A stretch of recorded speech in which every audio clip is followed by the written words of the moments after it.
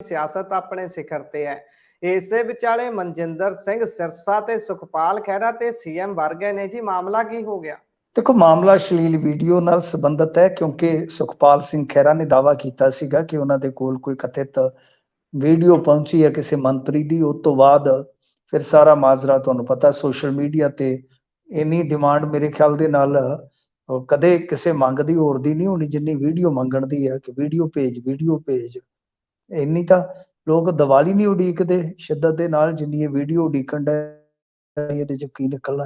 खैर वो बड़ा चर्चा चलन डਿਆ ਸੀਗਾ ਤੇ इस दरम्यान ਅੱਜ सवेरे एक ट्वीट बड़ा चर्चा का विषय बन गया। मनजिंदर सिंह सिरसा ने दावा किया कि कटारू ਚੱਕ ने ਅਸਤੀਫਾ ਜਿਹੜਾ ਹੈ ਉਹ ਸੀਐਮ ਨੂੰ ਸੌਂਪ ਦਿੱਤਾ। ਤਾਂ ਜਦੋਂ ਪੱਤਰਕਾਰਾਂ ਦੇ ਮੁਖਾਤਬ ਹੋਏ ਅੱਜ ਇਹਨਾਂ ਨੇ ਉਹ ਦਫ਼ਤਰਾਂ ਦਾ ਟਾਈਮ ਬਦਲਿਆ ਸੀਗਾ।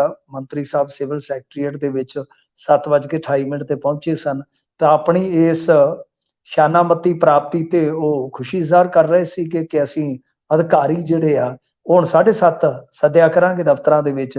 ਇਸ ਦਰਮਿਆਨ ਜਦੋਂ ਉਹਨਾਂ ਦਾ ਧਿਆਨ ਦਵਾਇਆ ਗਿਆ ਉਪਰੋਕਤ ਜਿਹੜਾ ਟਵੀਟ ਸੀ ਉਹਦੇ ਵੱਨੀ ਤੇ ਉਹ ਕਹਿੰਦੇ ਕਿ ਮੇਰੇ ਕੋਲ ਤੇ ਅਸਤੀਫਾ ਆਇਆ ਨਹੀਂ, ਸ਼ਾਇਦ ਮਨਜਿੰਦਰ ਸਿੰਘ ਸਿਰਸਾ ਕੋਲ ਆਇਆ ਹੋਣਾ। ਤੇ ਇਸ ਤੋਂ ਬਾਅਦ ਫਿਰ ਉਹ ਲੱਗ ਪਏ ਤੇ ਸਭ ਤੋਂ ਜ਼ਿਆਦਾ ਉਹਨਾਂ ਨੇ ਮਤਲਬ ਕਿ ਰਗੜੇ ਜਿਹੜੇ ਲਾਏ ਆ ਉਹ ਸੁਖਪਾਲ ਖਹਿਰਾ ਮਜੀਠੀਆ ਤੇ ਮਨਜਿੰਦਰ ਸਿੰਘ ਸਿਰਸਾ ਤੇ ਕਿ ਤਿੰਨੋਂ ਇਕੱਠੇ ਹੀ ਬੋਲਦੇ ਆ, ਯਾਨੀ ਕਹਿਣ ਦਾ ਮਤਲਬ ਕਿ ਤਿੰਨੇ ਹੀ ਰਲੇ ਹੋਏ ਆ। ਤੇ ਕਈ ਵਾਰ ਤਾਂ ਇਹ ਬਿਨਾਂ ਸਲਾਹ ਤੋਂ ਵੀ ਆ ਕੇ ਲੱਗ ਪੈਂਦੇ ਆ।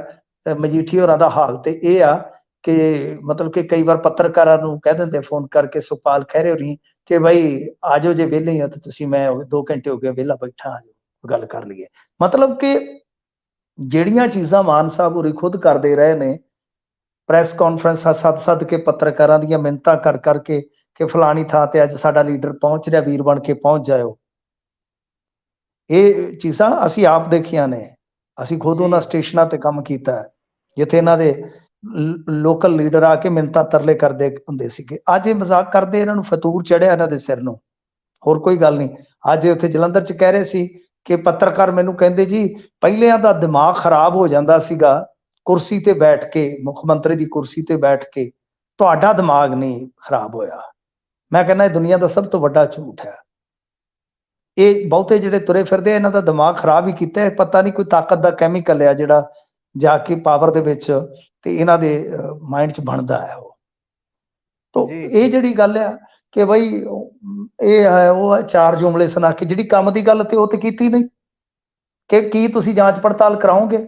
ਆਖੇ ਜੀ ਮੇਰੇ ਕੋਲ ਤਾਂ ਵੀਡੀਓ ਪਹੁੰਚੀ ਨਹੀਂ ਜੀ। ਵੀਡੀਓ ਬਾਰੇ ਖਬਰ ਲੱਗੀ ਅੱਜ ਇੱਕ ਬਹੁਤ ਵੱਡੇ ਅਖਬਾਰ ਦੇ ਵਿੱਚ ਕਿ ਵੀਡੀਓ ਤੇ ਕਾਰਵਾਈ ਕੱਲ ਰਾਜਪਾਲ ਸਾਹਿਬ ਨੇ ਨਾਲ ਦੀ ਨਾਲ ਜਦ ਹੀ ਸ਼ੁਰੂ ਕਰ ਦਿੱਤੀ ਹੈ। ਮੁੱਖ ਮੰਤਰੀ ਸਾਹਿਬ ਵੱਲ ਉਹਨਾਂ ਨੇ ਭੇਜ ਦਿੱਤਾ ਸਾਰਾ ਕੁਝ ਪਲੰਦਾ।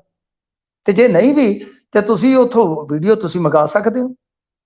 ਤੁਸੀਂ ਰਾਜਪਾਲ ਤੋਂ ਮੰਗੋ ਵੀਡੀਓ ਕਿ ਲਿਆਓ ਕਿਹੜੀ ਸ਼ਿਕਾਇਤ ਦੇ ਕੇ ਗਿਆ ਕੱਲ ਤੇ ਉਹਦੀ ਕਰਾ ਕੇ ਜਾਂਚ। ਤੇ ਜੇ ਸੁਖਪਾਲ ਸਿੰਘ ਖਹਿਰਾ ਝੂਠ ਬੋਲਦਾ ਕਰਾਓ ਤਸੱਲੀ ਉਹਦੀ। ਤੁਹਾਡੇ ਐਮਐਲਏ ਤੇ ਸਿੱਧਾ ਇਲਜ਼ਾਮ ਲਾਇਆ ਮਜੀਠੀਏ ਨੇ ਕੋਈ ਉਹਨੇ ਨਕਲੀ ਸਰਟੀਫਿਕੇਟ ਬਣਾਇਆ। ਸਵਾਦ ਤੇ ਤਾਂ ਕਰੋ ਡੈਫਾਮੇਸ਼ਨ ਦਾ ਕੇਸ। ਤੁਹਾਡੇ ਤੋਂ ਮਾਫੀ ਮੰਗਾਈ ਸੀ ਉਹਨੇ, ਹਿਸਾਬ ਕਿਤਾਬ ਬਰੋਬਰ ਕਰ ਲਓ। ਮੌਕਾ ਤੁਹਾਡੇ ਕੋਲ, ਤੁਹਾਡੀ ਸਰਕਾਰ ਆ। ਸੋ ਇਹ ਚੀਜ਼ਾਂ ਜਿਹੜੀਆਂ ਲੋਕ ਮੂਰਖ ਨਹੀਂ ਹੈਗੇ, ਇਹ ਲੋਕ ਮੂਰਖ ਨਹੀਂ ਹੈ। ਤੁਹਾਨੂੰ ਸਾਰਾ ਵੇਖਦੇ ਪਏ ਨੇ ਕਿ ਕੀ ਤੁਸੀਂ ਕਰਨ ਡਏ ਜੇ। ਗੱਲ ਤਾਂ ਵੀਡੀਓ ਦੀ ਹੈ ਕਿ ਜੇ ਵੀਡੀਓ 'ਚ ਮਤਲਬ ਕਿ ਕੁਝ ਗਲਤ ਹੈ ਤਾਂ ਤੁਸੀਂ ਕਹੋ ਕਿ ਹਾਂ ਬਈ ਅਸੀਂ ਕਾਰਵਾਈ ਕਰਾਂਗੇ ਜਦੋਂ ਵੀ ਵੀਡੀਓ ਸਾਡੇ ਤੱਕ ਪਹੁੰਚੇਗੀ। ਉਹ ਗੱਲ ਕਰਨ ਦੀ ਥਾਂ ਤੇ ਕੀ ਕਾਰਵਾਈ ਹੋਏਗੀ ਕਿ ਨਹੀਂ ਹੋਏਗੀ। ਜਾਂ ਤੁਸੀਂ ਮੰਨਦੇ ਹੋ ਕਿ ਜਿਹੜੇ ਸੇਮ ਸੈਕਸ ਰਿਲੇਸ਼ਨਸ਼ਿਪ ਦੇ ਵਿੱਚ ਨੇ ਕਿ ਬਾਈ ਠੀਕ ਹੈ ਉਹ ਤਾਂ ਉੱਤੇ ਸੁਪਰੀਮ ਕੋਰਟ 'ਚ ਸੁਣਵਾਈ ਹੁੰਦੀ ਹੈ ਤਾਂ ਉੱਥੇ ਤਾਂ ਵਿਆਹ ਦੀ ਮਾਨਤਾ ਤੱਕ ਦੀ ਗੱਲ ਆ ਕਿ ਮੰਨਦੇ ਹੋ ਤੁਸੀਂ ਇਸ ਚੀਜ਼ ਨੂੰ।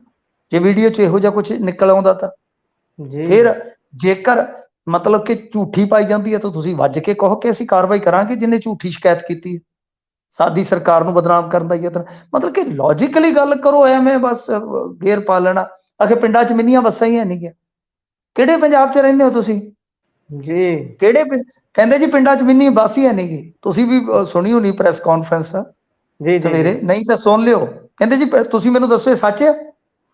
ਨਹੀਂ ਕੀ ਪੰਜਾਬ ਦੇ ਪਿੰਡਾਂ 'ਚ ਮਿੰਨੀ ਬੱਸ ਨਹੀਂ ਹੈਗੀ? ਤੁਸੀਂ ਪੰਜਾਬ 'ਚ ਰਹਿੰਦੇ ਜੇ।